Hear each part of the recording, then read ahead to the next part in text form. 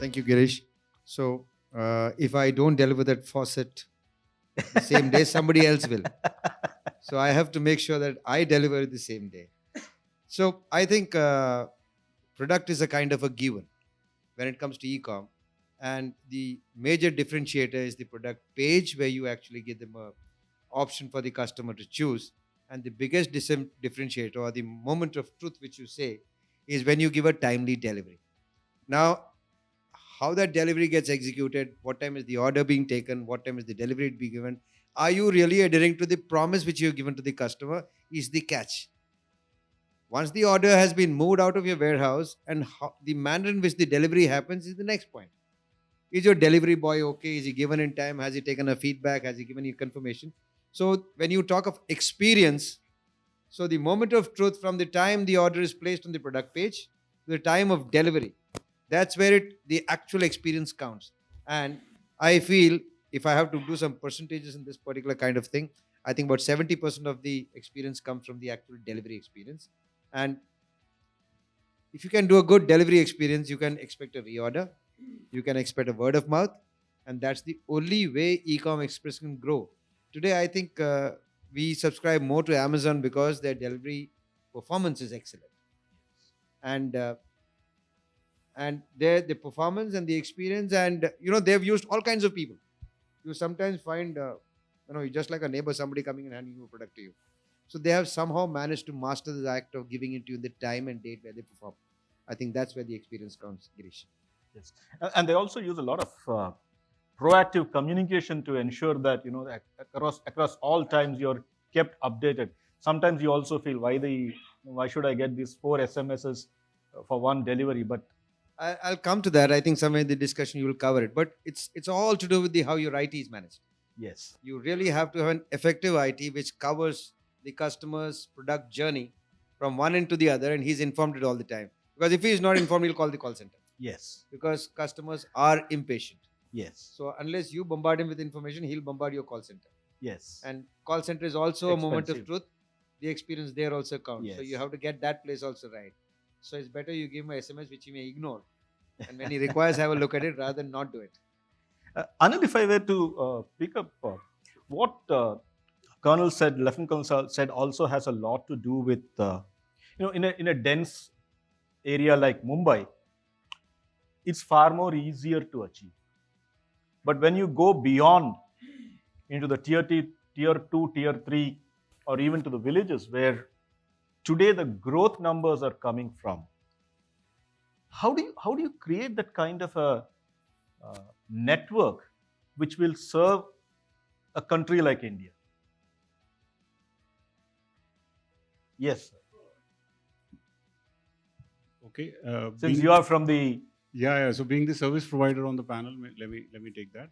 Uh, so if I was to take Safe Express for a moment to respond this before I become the industry guy to give you the insight on that, but as a Safe Express organization, we benefited in this wave of the newfound zeal of e-commerce of late, beneficial to us because it sat very well on our B2B platform. Safe Express per se is a B2B organization with thousands of customers across India. We have a network already which was got built over the last couple of decades around B2B deliveries, and hence that it took its own time to develop and reach there.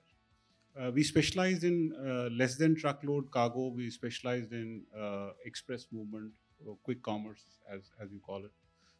So most of this door-to-door express cargo has been part of our genes, our DNA all through. And then came this wave of the last 10, 15 years largely, but most importantly, last about 7 or 8 years of huge e-com jump. So we've kind of uh, this is the upper layer, or the upper tier layer of what we were already doing. So it really hasn't really been too much of an effort as far as the Safe Express side is concerned, because the genuine commerce, the conventional uh, you know complete economy of India, what has been functioning is of course, it is centered around the top 50 cities across India, or top 50 clusters, but definitely it is well beyond that. So we have always been around those geographies in any case. So thousands of pin codes are being serviced. So from 2010, we were approximately about 9,000 pin codes. 2015, we were approximately about 15,000 pin codes. Today, we are close to servicing 31,000 pin codes, all included. So that having got said, if I take the hat of an industry fellow now, this this task of last mile delivery, of being able to reach out to tier 2, tier 3, especially forget about tier 2, actually tier 3, tier 4 cities, is difficult for the one reason, and that is how do you handle the reverse freight movement from those locations. So whether it is B2B or whether it is B2C, in either of the two scenarios, the reverse movement of trucking, the fundamental of transportation is to and fro movement, the foundation. You guys, are teaching it in your academics, and I'm just kind of relaying it in more hard facts. So how do you handle the to and fro? So you have to get some material return as well. So B2B has, been capable of handling this in a manner because it kind of balances the freight in such manner that the forward freight movement is costlier and the reverse freight movement is cheaper. So that's how the B2B movement balances it out. B2C, especially the e-commerce, has this tough ask of not being able to do something of this nature. So the tier 3 fellow, trying to buy something on an app of Reliance or Amazon or anybody else still expects the same price to be given to him. Now, therein lies the rub, because, the B2C has to now deliver it at the same price that you deliver it in Delhi or a Bombay or a Bangalore, or even for that matter, a Vizag. How do you deliver that to Daltonganj? So to be able to do at the same cost at Daltonganj, you've got to find some kind of a balance between what a high density volume of Delhi or a Bombay or a Bangalore would do. So I think the difficult part is there as to how do you find the right amount of what is the right balance, what is the center of gravity for you to be able to find the right value for being able to do the tier 3, tier 4. It's not that difficult, now that advanced tools of telematics are available to be able to find that right answer. But yes, algorithms can tell you, what will it cost you, and then what to charge. But then whether you are able to charge or not is something I think the folks from the manufacturing or the e-com world can tell you. I can't. I can only charge. Yes. That's why I don't get liked too often, because when I do tell them, boss, Daltonganj, do you know where it is? You can't pinpoint it on the map. They say, sorry, That's your just because I'm competence. giving you Delhi, I'm going to give you Daltonganj also, and you got to give it to me at the same price. I say, sorry, I've become the devil in this conversation. But that's where the rub is. Can't help it. Rajat, if I take it up there with you, let me put the devil right onto you. That's an amazing point to take it up from. How would you see the whole interaction now? Because clearly there is a service provider with a set of expectations, and you have a customer with his set of expectations, and then you have a company with its own inflated expectations. If I were to look at it, and traditionally we teach something called a supply chain surplus, where each company tries to keep as much of the surplus to itself in the chain, where surplus maximization is the motto. How do you balance these interests and create fair, transparent mechanisms so that everyone within can? So, Girish, I think what has happened is nobody, at least in India, and I mean, I'm sorry if anybody disagrees, but I'm making a bold statement. Nobody in India has found that balance yet. Okay, Yes. none of the manufacturers, let me tell you for sure. Now let's look at all these animals once again in this whole chain. And thanks to Anil, and I'll pick it up from there, because that's where we transitioned. As a service provider, let me tell you who had, previous to anybody, 15 years back, who had the biggest network in India was the India Post. But are they delivering me these kind of services today, even with their penetration? No. So there are other elements that these guys have mastered and are adding value to even a manufacturer, for which the manufacturer is saying, okay, let me part with a certain amount of margin and say, okay, I want to grab this market. Now, question is, why is this market so important? Because the market has erupted. It's on the scene. If you don't grab it, like he said, somebody else is going to grab it. The faucet is going to belong to some other manufacturer, but the faucet is going to reach. However crazy that that Demand. customer, that Veda, whoever, would have been. But that is the reality. Unfortunately, since we are still in that period of transition, a lot of these customers are not really paying for what they're receiving in terms of the whole service. Right? They are paying for the product for sure. But for the whole service, they probably are not. And this is because there's a fair bit of competition on the supply end as of now. So the customer, and I'm treating him as just the demand. Now suddenly the demand has erupted and everybody wants to take a fair share of this demand. And that is exactly why there is this disbalance for now. Now what is happening here is that they are getting used to a particular pattern, which erstwhile was very much possible because the stock was sitting at very many points. The logistics was being handled by many partners in this whole echelon, and they were all fairly compensated for their services. Today what is happening is, even before realizing what is the fair cost of this product on this channel, a kind of price war has already begun. Where I'm saying I am going to give this product at this price, like he said, at Delhi as well as Daltonganj, because I'm just going to put it on my website. And I'm not going to deal with the realities of life, which eventually will come to place. Now the question is, what are we doing about it? What we are doing is, we are first of all seeing how the whole heat map is changing. Right? Erstwhile, you knew New Delhi, Bangalore, Mumbai, Hyderabad, Chennai and Kolkata, you got 70% of India. Now is not the case. Now is not the case. This is the big change.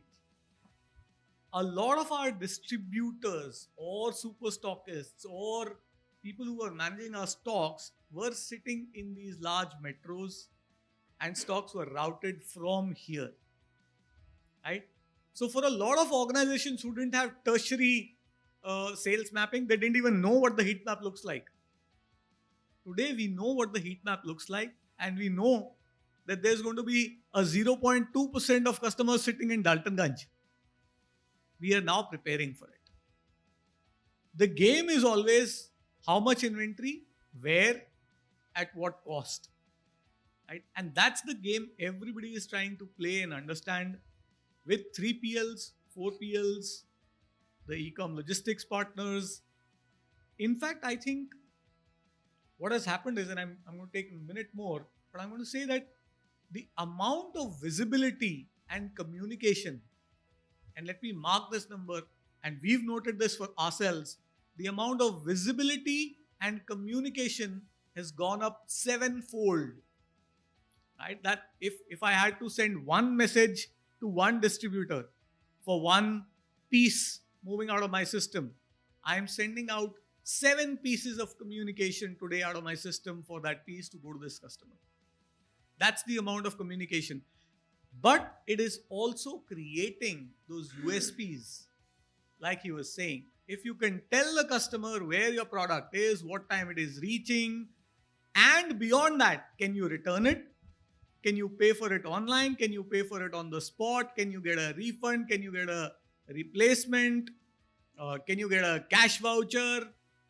That's the kind of stuff that is happening on the spot customer service and strategies therein are changing these whole dynamics.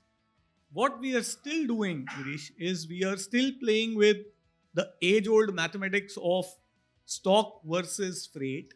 Number one, age old.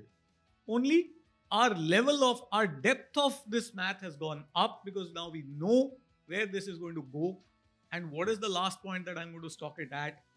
And they have given us rates for kilometers. 50 kilometers X rate, 300 kilometers Y rate, 600 kilometers Z rate. And all of us in India, we started with having 4 FCs, 3 FCs or 2 FCs and said, okay, let me reach everybody. And then we realized, oh my God, I'm paying for 1200 kilometers. I'm just losing everything. And then stuff has started to change. So I think understanding communication and stock and freight is going to be extremely important for this equilibrium to come. And for everybody, not just the manufacturer or the service provider.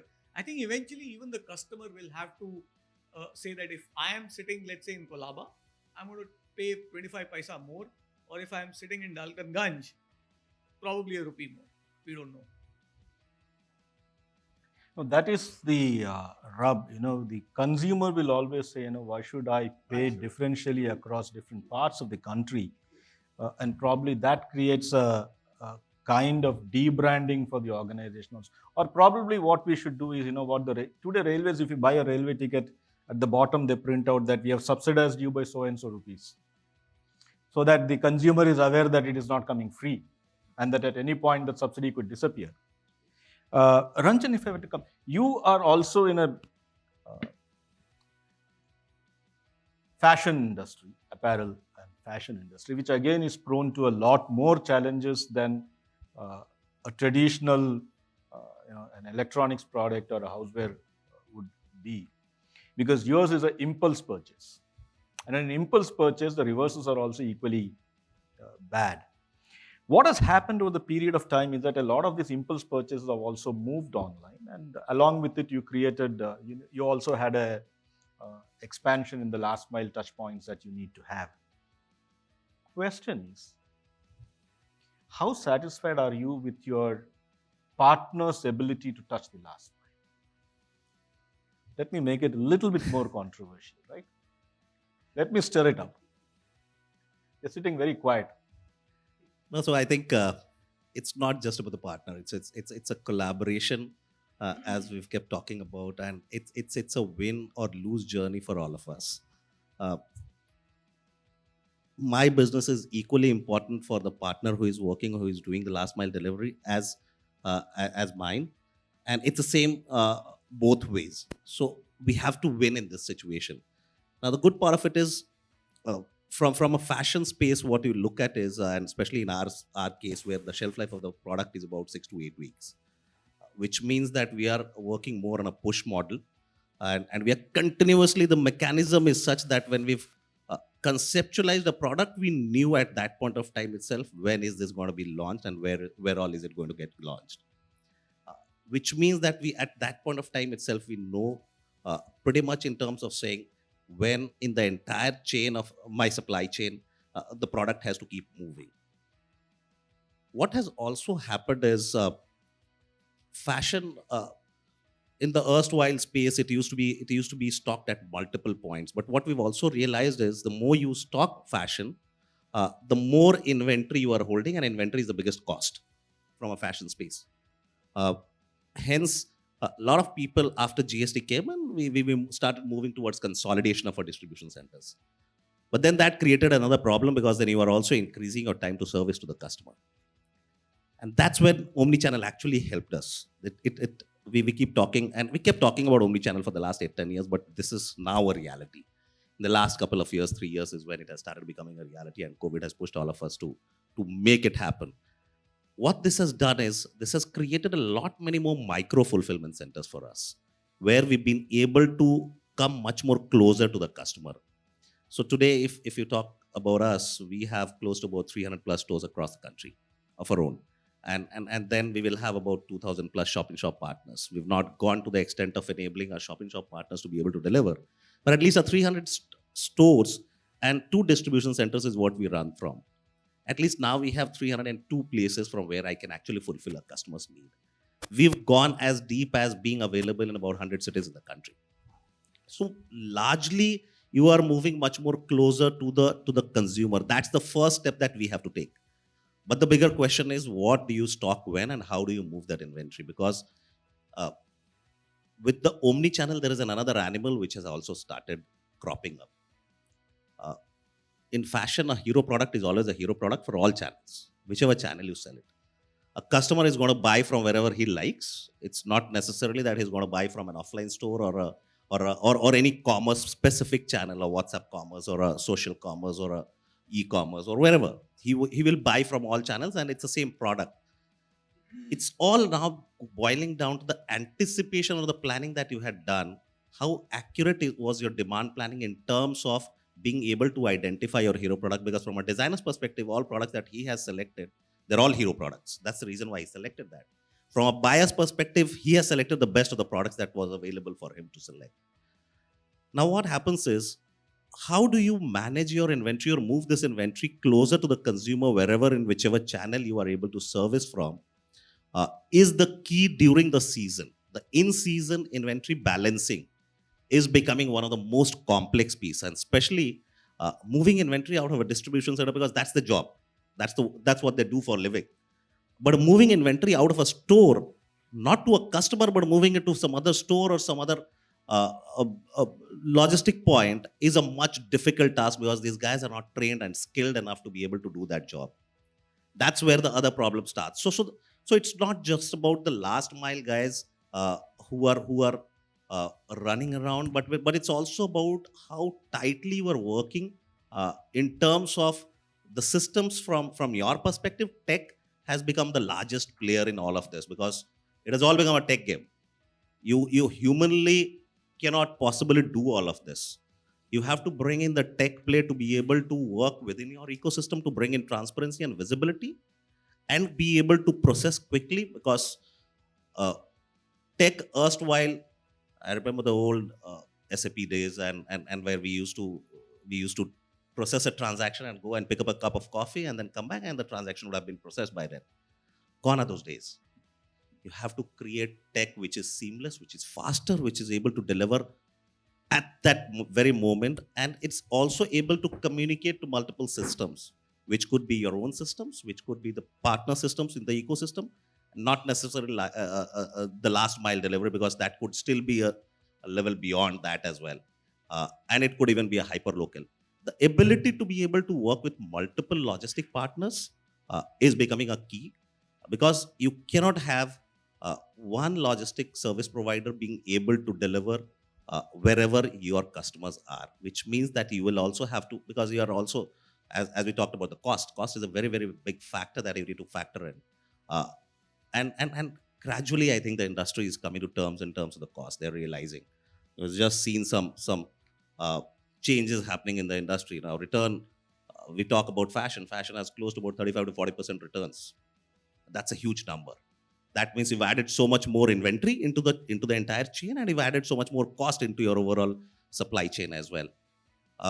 And people have suddenly started realizing that they need to charge customer for the returns, because it cannot be a free flow thing. Though it's an impulse buy, fashion is an impulse buy category, but then you just can't buy 16 pieces and return 16 pieces at the same time. Yeah. You have to be conscious about the fact that you need to buy sensibly. Otherwise, we've started creating algorithms where the kind of options that we are going to deliver to the customer at the PDP page, on the product display page, or at the time of the exit, that's where we will start controlling the customer, because we would have identified that customer from his past purchase behaviors and not necessarily mine.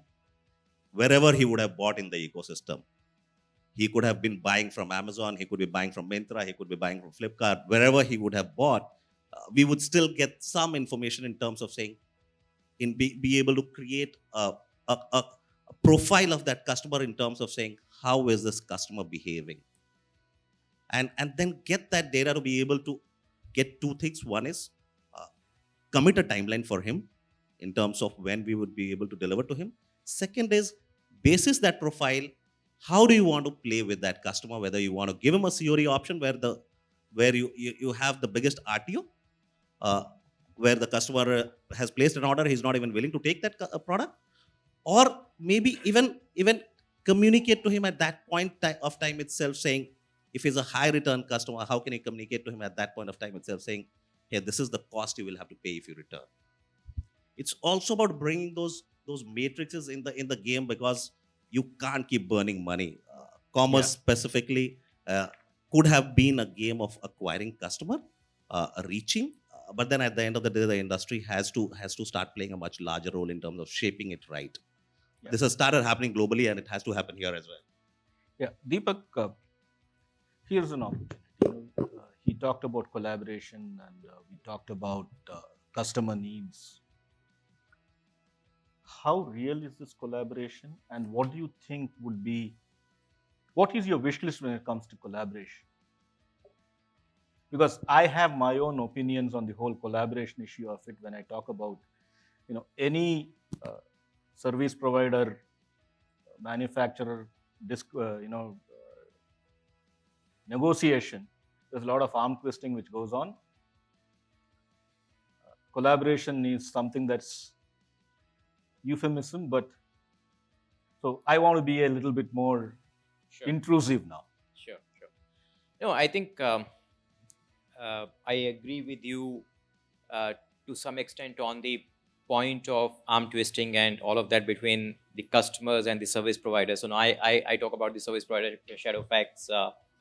But honestly speaking, I see a lot of value in collaboration between the customers, the clients, and the service providers. And I'll pick up the examples that all of them have been talked, and maybe another one example. So let's pick up the example of initially you asked a question of expanding to those far-fetched tier 3, tier 4 places of India, cities of India. How do you do that? And now it's not going to be easy for any service provider, or in fact for any company, to go there, right?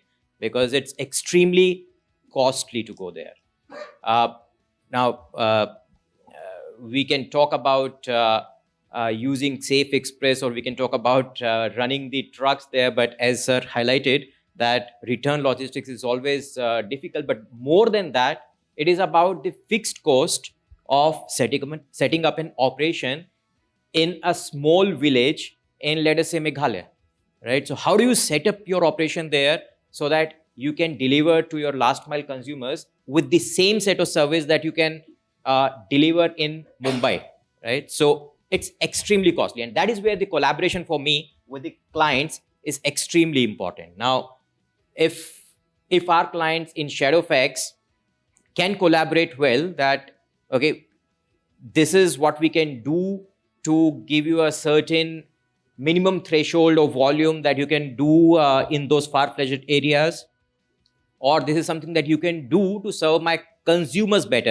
And this is not about contractual guarantees or anything. It's about sharing the consumer buying patterns, consumer behavior patterns, which gives the service providers also some sort of futuristic thinking. Okay, these are the places where we have that right to win. These are the places where we can go, right? So it's about transparent communication of certain data. It's about transparent communication of certain principles which can be used for a startup or for a logistics service provider to set up some operation. So that's one set, right? Where I think that collaboration can really work very well. The other set of collaboration, right? So we talked about customer service. Now, logistics is definitely one of the key ingredients to customer service. But having said that, customer service, I mean, you can always find out some old patterns of the consumer, old patterns of how the consumer is buying, whether a consumer is cost conscious or whether consumer is speed conscious. I know that consumers are, Colonel Sir said that everybody is speed conscious, but maybe some consumers are not, right? And that probably depends on what kind of average order value you are getting from your orders, what kind of order it is, right? And once you decide, okay, this is where I can focus on speed, this is where I can focus on cost, probably we can win both, right? So if initially when the e-commerce started, we started with an average delivery times of 5 days, 6 days. Now most of the service providers are at average delivery times of 3 to 4 days. Probably, services like Amazon Prime, they are even striving to get to same day delivery. But does everybody need same day delivery? Maybe not. Right? So does everybody need 10 minutes delivery? Maybe not. Right? And if they are ready to pay for 10 minutes delivery, then maybe why not? So I think these are the type of behaviors that can come from the customers and the clients. And again, collaboration can play a very key role here to understand those behaviors and to set up the supply chain better. Now, I'll take another example which has But not been... one thing that also would like you to focus on is that, yes, collaboration is must. What we talked about is good. But the reality is that this collaboration is very difficult. What do you think are the bottlenecks in this collaboration? I think if you ask me, bottleneck in the collaboration is just the communication. Yeah, please go ahead. Okay. And then I can add. I'll help you there. I'll tell you the bottleneck. It's delusionment. So the actual bottleneck is delusionment. So I'll, for a moment, take this indulge me a little, and I'll take this moment to defend the industry for what Ranjan had mentioned a little. And I'll go back. We were competing, who's the older fellow amongst the panel. So I'm kind of the old school, we both are the old school fellows. So I give you an example of the first big wave of e-commerce somewhere in the early 2000s, I think late 99s and early 2000s. Back then there was no VAT, there was no GST, there was none of those things. And we were the B2B guys, so we kind of knew all those forms and permits that you required to cross each state and all. I have one client here. I don't want to name the fellow, but we were just talking a little while back about this example of his company, though he was not the fellow at that time in the company. But the example is this, that these guys went into e-commerce at that time, said ki e-commerce karna hai, hame pahunchana hai. These guys are based in Bangalore, so they said, okay, we want to make deliveries to go to, these deliveries are supposed to go to all over India. You are the guys, you go and deliver. I said, okay, we'll do it. Now the fellow who's going to sit in Noida, if you're aware, the fellow who's sitting in Noida, if he goes on your website, orders this product, I'll carry it and I want to deliver it to him. Now, who's going to give me there used to be if I recall correctly, there used to be some form 31 or 32 or something like that was required to be able to enter UP. Who's going to give me that form? ये क्या होता है? ये क्या होता है? मतलब चाहिए यूपी में जाने के लिए चाहिए? Okay, then they change the subject. No, the point of this discussion is they change the subject. Such as इसके बारे में बात नहीं करते, दूसरी बात करते. So what is this? इसका answer कौन देगा? We have a system. He didn't say it in as many words, but he said, let's not, maybe if we don't look at the problem will go away. Ye sahi hai. So this is how we get these delusionments come in. Now I'll give you the more current example to defend what I was trying to say, what Ranjan was trying to say in terms of single service provider and possibly of these things. No, so why I took you back that day and where we are standing today, times have changed dramatically. I have transcended this entire journey of Indian logistics sector, at least to this level. So I can clearly tell you what we used to face in 90s and late 90s and early 2000s is certainly not what we have today. But we are still inventing problems. So here is, carriers like us. I'm just saying like us, not selling myself, but I'm saying carriers like us who are fairly capable of doing a lot of jobs directly. So what do you need from a service provider in this e-commerce world to be able to do? You want your goods to be delivered intact. You want your goods to be delivered in time. And you want to be, you want to have transparency, if I can use that word. So tech vec sara usme dal dijiye. So you want transparency of all these things happening. There are carriers who are able to do this on a national scale to more than 15, 20, 10, 12, 15, 18,000 pin codes pe aaram se kar rahe sare. And yet, And I'm talking about as late as yesterday. I was sitting with a client and he says, okay, sab to kar liya. Now I wanted to do it at the cheapest price. so, so you invent problems. These delusions of being able to create new problems for yourself so that you remain in the job. You have a possibility of a carrier who's going to first let you transcend the first issue. Tackle your national logistics first. Then attack the cost and go down deeper. We've been discussing in the last 2 panels about burn rate and whatnot and all. First attack, at least get your bloody materials delivered. Then you, kind of fine tune your challenges to bring your cost down to whatever you want to bring it down to. Because volumes will develop. Once your volumes will develop, economies will kick in and you'll start getting some scale coming in. Then those Dalton guns, you'll have not those 0.2%, but you'll have maybe 2%. Your ratios will come better. Your heat maps will start looking differently. But everybody wants something different. So therein, lies that answer if a collaboration issue that you were talking about. And that's why I thought I might be able to add. I think we should also get the other side talk about it. I think, to be very honest, maybe just before you add, Rajat, in my opinion, I fully agree that it is a little bit of negotiation always that needs to, or that goes on there. But in a realistic world, to me, the biggest challenge of collaboration, if you ask me, is just the communication again. If you sit across the table and talk, at least in my opinion, I haven't seen the clients being unrealistic. So I think you're absolutely bang on. I think that's where probably Colonel can. Yeah. No, but Colin, do you want to go? So quickly, I'll just get to where this whole thing breaks down. We obviously, when two partners meet, they intend to do business. Okay, one intends to sell and one intends to provide for the selling, for the logistics. The intent is there, and they start, and whether they get the cheapest or somewhere in between, and they're saying, okay, इस साल ये कर लेता हूँ, next year के KRA में cost डाल दूँगा. That also happens. But anyway, after they start, and stuff changes with time, is what, and this is what we were mentioning. In apparel, it's gone up to 30-40%. In my industry, it's not as high, but when we started, the estimates were 5%. And the reality was 13%. Now the problem is, neither me nor my partners were geared up for efficient return movement of that 13% with visibility, transparency, costs being plugged in.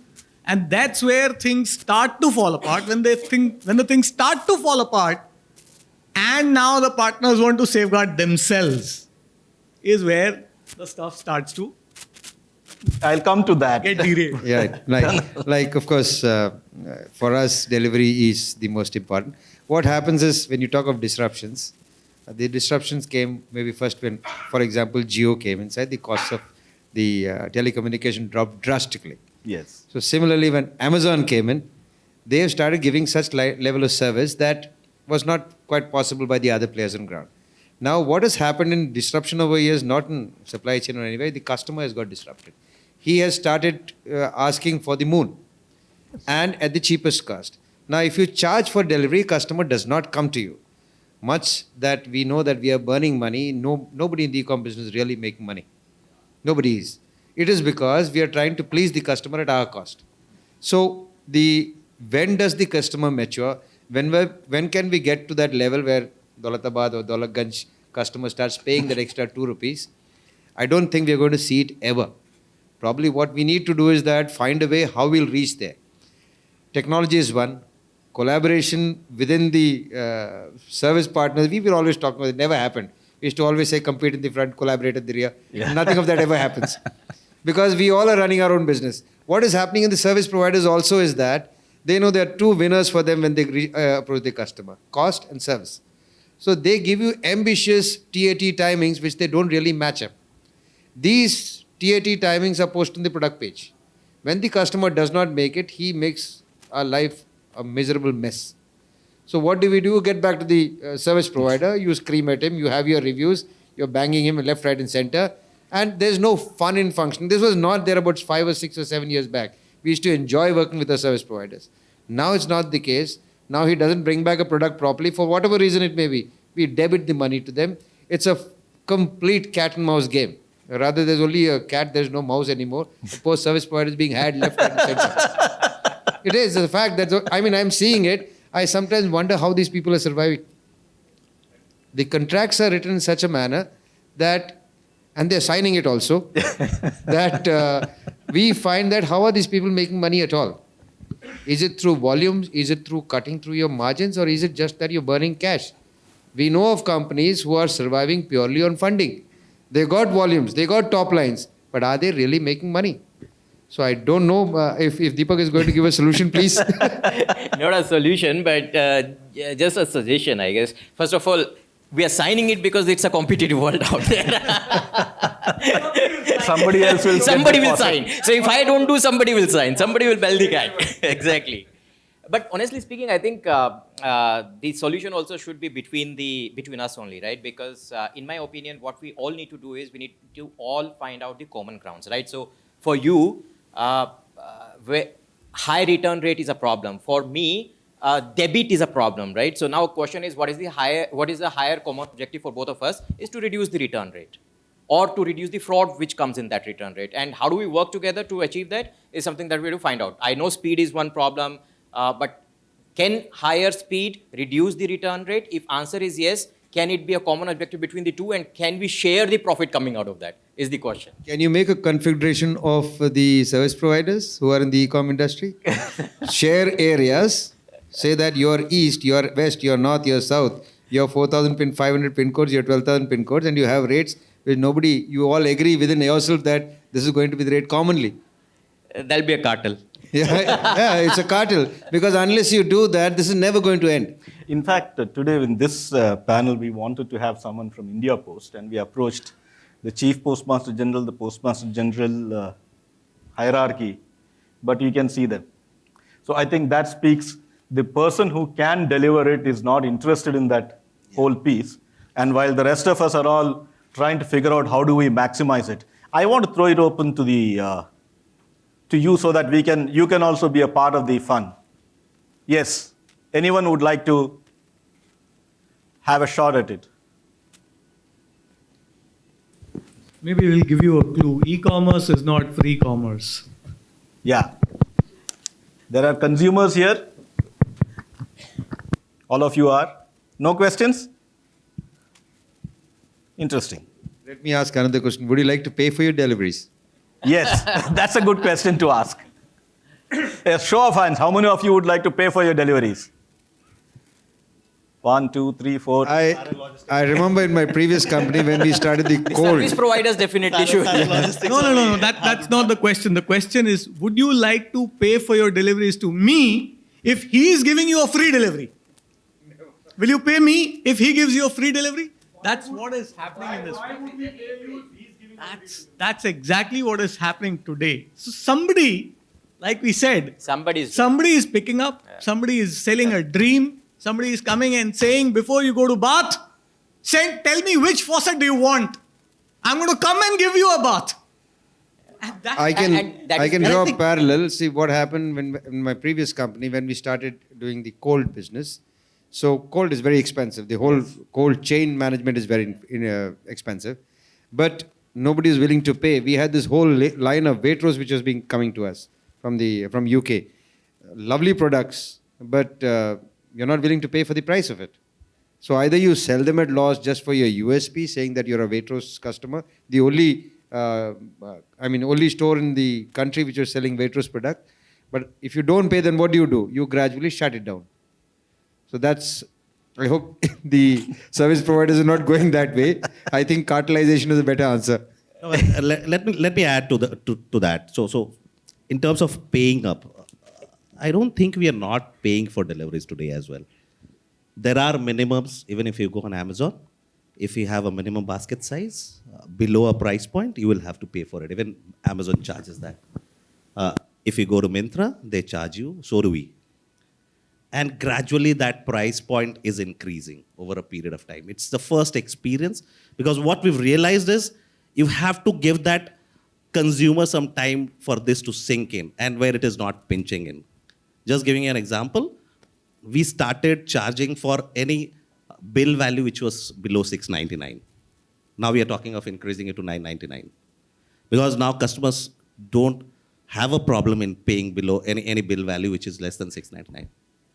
That means the customer is started accepting that fact that he has to pay for a service if there is a specialized service, or else he has to go beyond that and buy for more. If a customer is asking for a delivery of a dress which she wants to wear for the party that evening, I'm sure she's going to be willing to pay for it, for the delivery. Or else I'll deliver to her in 5 days, whatever is my normal time. She's okay if she's okay with that.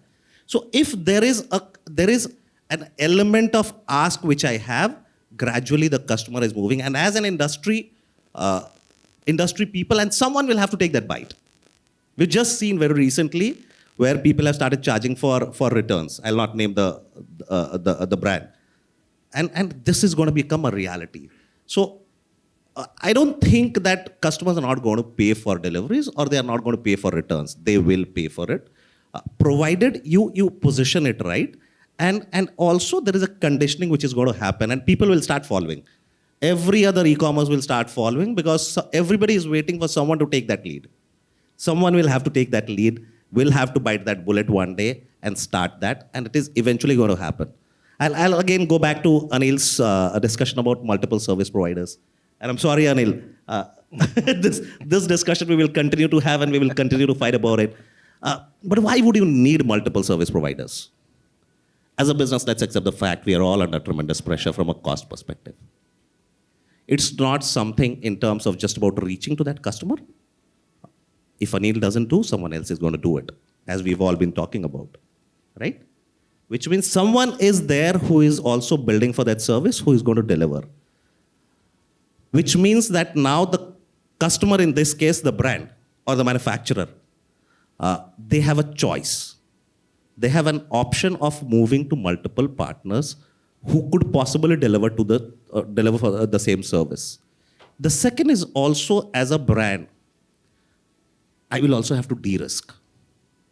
That's a very, very important perspective from my side in terms of when we all saw during COVID, there were a lot of PIN codes which were not being serviceable from my service provider, but the same PIN code was serviceable from another service provider. And that's going to happen. There will be a service provider who will be great in a lane, who will be great in a specific region, but might not be very great in the other region, which means that I will have to have that another service provider. There could be a service provider who could be very good in a specific service process, but if I need a service which is supposed to be delivered in an hour, I need a biker. They might not have that capability. And if I can't wait for them to build that capability to start my business, because I am under pressure to grow my business, I am under pressure to cater to my customer's need, and the consumer is dictating the term here. Let's accept the fact. It's not the brand or the manufacturer or the logistics service provider who is dictating the term. It's the consumer who is asking for experiences every day. And their ask for experience is changing, which means there is no static situation that we are, or a fixed situation that we are catering to. Every day there is a new learning which is coming in. We are all trying to grapple with it and incorporate that within our own ecosystem, into our own solutions, into our own processes. And collaboration, why it is not happening as in a great way? It is happening. We would have not survived and we would have not been able to scale up if we would have not collaborated. And that's the reason why we went together, because if there is a service, the biker service wouldn't be there earlier, but then somebody envisaged and reached out to someone saying, I need a biker service. I need to deliver in 1 hour. I need to deliver in 10 minutes, right? Somebody envisaged that, and then the service became a reality. And it is always going to be there. But the biggest bottleneck in terms of collaboration still exists is the trust.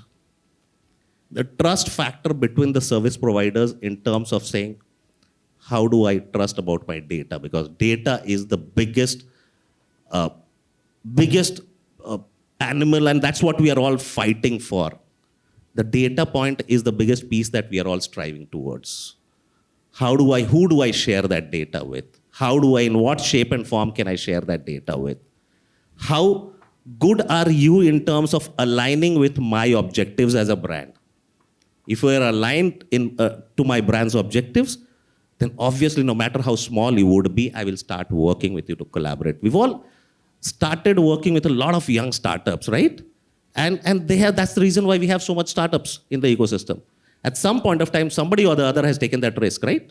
We all had that choice of going to a large player and saying, hey, why don't you build this capability or this service for us?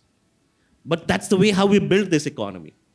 I Yes, think sir. one important point I think, he's making is categorization of services. I think that will help all of us Probably, Probably yes. Colonel make an offering to the I customer. want to call out another threat which the e-com companies may have. See what has happened. We got the e-carts and the quicks of the world coming in. So the volume which is getting generated, which could actually benefit the service providers, is now being consumed internally.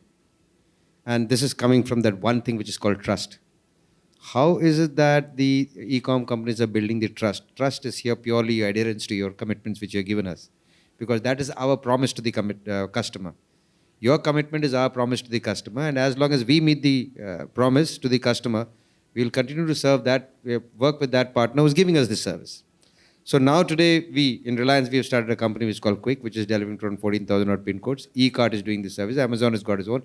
Everybody's got his own service provider. That's a pie. I mean, that's a share of the pie which is being taken away from the service providers like you or a Delivery or a E-Com Express. How is it that you're going to overcome this one challenge? Because I was speaking to Dr. Rakesh during the lunch break. He was saying that about 60% of the e-com operators across the world are doing something of that kind, using their internal service providers to deliver the products. Do you see this as a challenge, and what are you doing about it? Of course, it's a challenge. Of course, it's a challenge. So, yeah.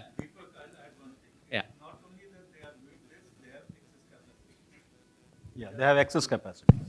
Yeah. So of course it's a challenge that everybody is building their own in-house logistics, and when we think about it, okay, Flipkart is doing e-cart, or we also keep on hearing about Meesho developing something of their own, etc., etc. So of course it's a challenge and it's a threat. But how do you counter a challenge and a threat, right? So it's only by creating a unique proposition for yourself, right? So if I talk about Shadowfax, what is Shadowfax known for in the market?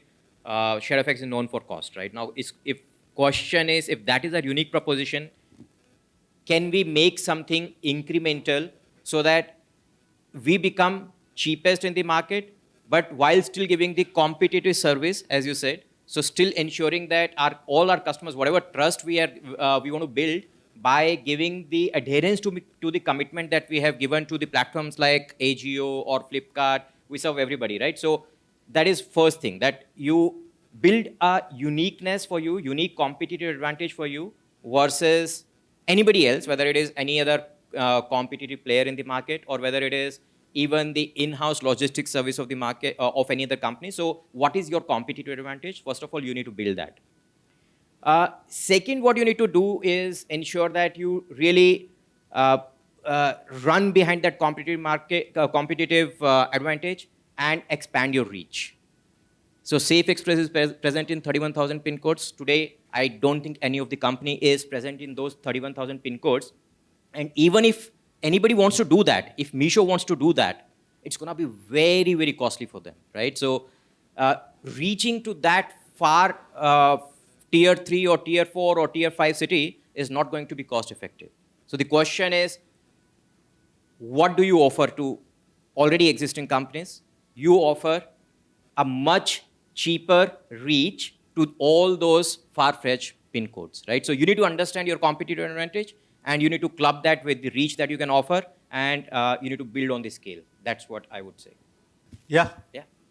There is. Can you please, both the Dr. Singh and Hi. So one question that I have around this topic is, there's a lot of change that we have definitely seen in the delivery space when it comes to an end consumer, which is a B2C. But at the end, all of us as organizations are also consumers in some sense, be it raw materials or packing materials or infinite goods. So in that space, in the past few years, has there been any disruptive developments around logistics that we've seen? Because the demand from our consumers have increased. So as consumers, how has our ask increased from our suppliers? Sure. Okay. As a manufacturer, let me revert to this one. So yes, our asks have also increased. Okay. We also today do not want to hold as much inventory as we used to. We want the turnaround times, the quality, even the quality checks to happen in their floors rather than mine. So yes, the asks have changed. If not drastically, I think it's fair to say that they've changed a lot, right? And this is not just in terms of money and quality, which were the only two parameters I would be working on earlier. Today it is when am I going to pay, who's going to do the quality check, where is it going to sit, where is it going to be delivered, and what is the technology that you're using. Can I look into your inventories? Can you look into my inventories? And that is somewhere creating a new equilibrium which is reaping benefits for both of us. Only yes, that the pressure is slightly higher downstream. No doubt about it.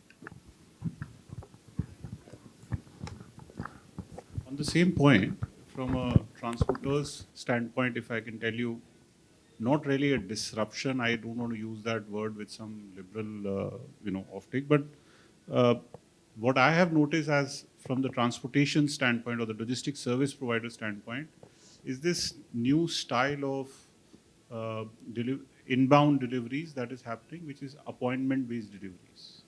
So conventionally, I've been used to, or we've been used to, inbound material coming in as they come, or whenever it comes, kind of thing. So the newer trend, which basically is an offshoot of what B2C companies or e-com companies have actually brought to surface, but now has actually got, it has actually got moved to a lot many other companies, conventional retail organizations also, and then again some others as well, is this concept of appointment-based deliveries. So it kind of allocates resources more evenly throughout the day, throughout the night, throughout the week, throughout the month, whatever it is, and it helps allocate resources more appropriately. I really wouldn't call it disruption, but I kind of plain common sense, use of plain common sense, which is actually played out very well in the world of inbound transportation. I think I'll also take the liberty of commenting on the question that was there. There's a lot of talk about bringing agility into the system. That's what was the question. I think all of us know that we're just talking about it. I haven't seen, I think I agree with Anil, whatever you've been saying. We have become very reactive to service standards. What has that done to your supply chain? You see some of the supply chains within their annual reports, and I think we were looking at that to identify winners in supply chain. And one ratio that we take is that inventory turnover and inventory to the sales, and we found that it has deteriorated. While companies are talking about this thing, people and manufacturers have not responded to this challenge. What they have done is that they have increased their batch runs, they've increased their inventory, they have segmented their inventory into different locations to fulfill customer services, but maybe a transporter get a feeling that yes, they are looking at in a very organized way, they are very based on locality, but everywhere we are building huge amount of inventory. And I think that's something which can be dangerous. We have just moved out of it. All those digital transformation is a very philosophical practice thought leaders dilemma, not dream, a dilemma. And I think this is where things are very different.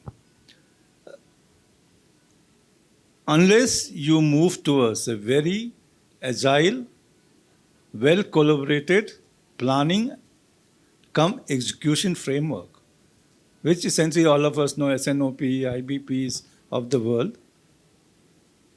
We are not going to see this change from your partner distributor until your procurement.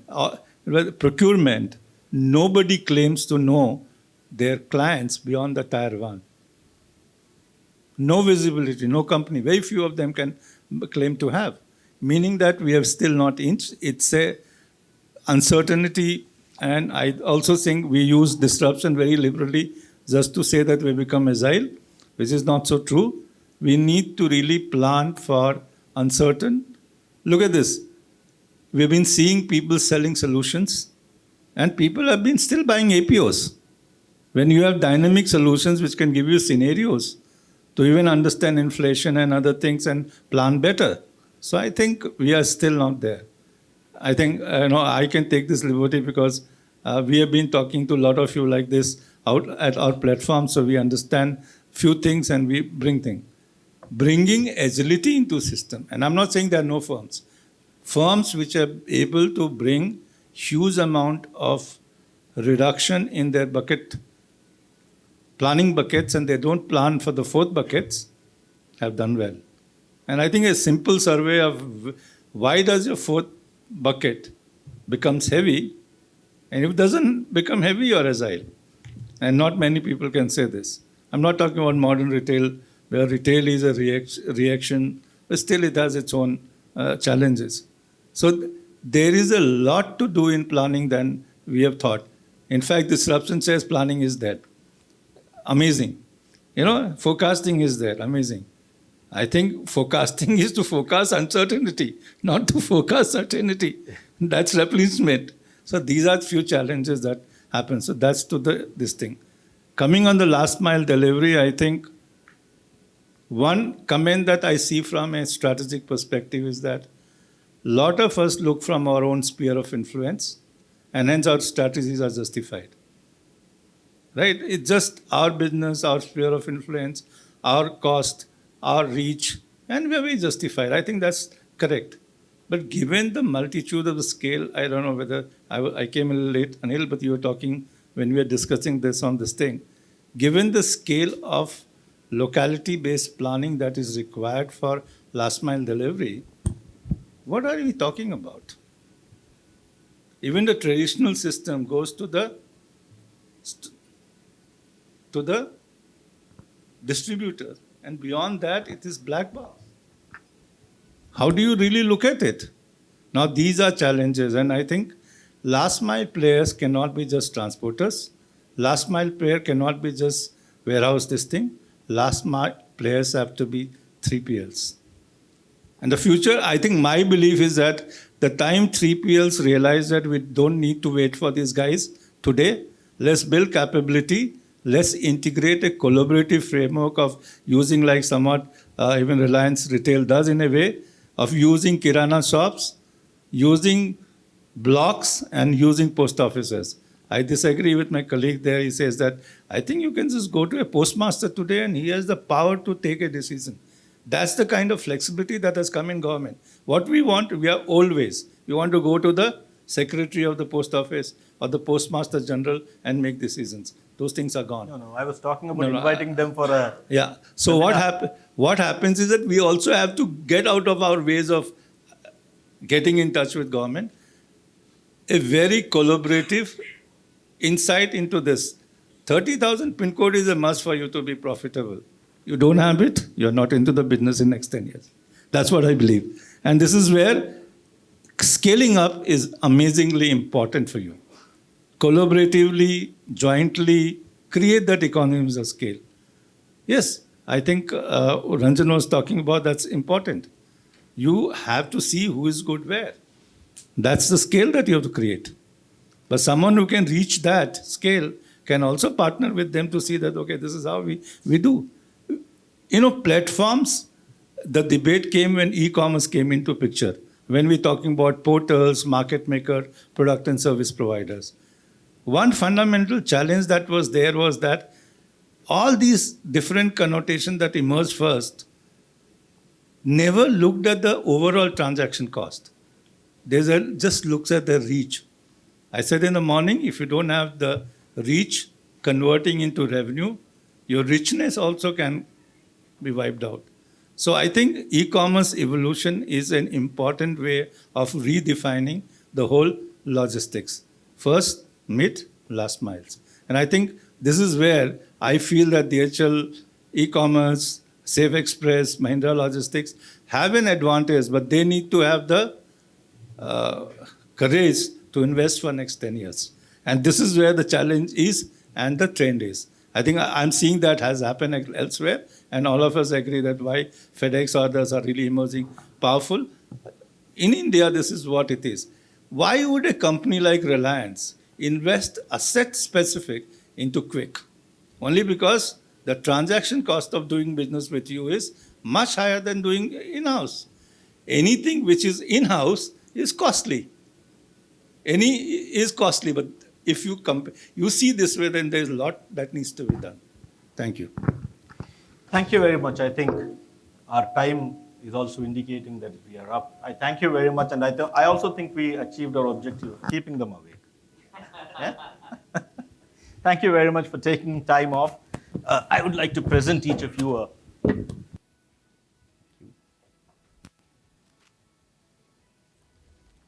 Ranjan, thanks. Thank you so much. Thanks.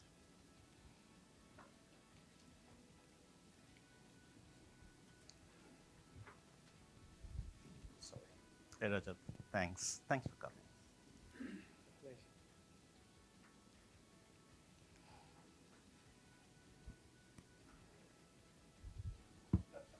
Thanks, Anil. Thank you, sir. Thank you very much.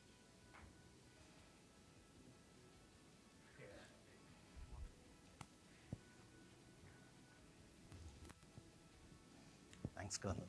Thanks.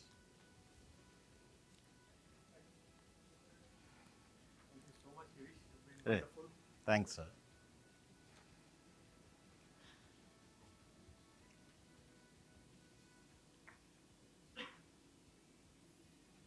Thank you. Thank you so Thank you very much.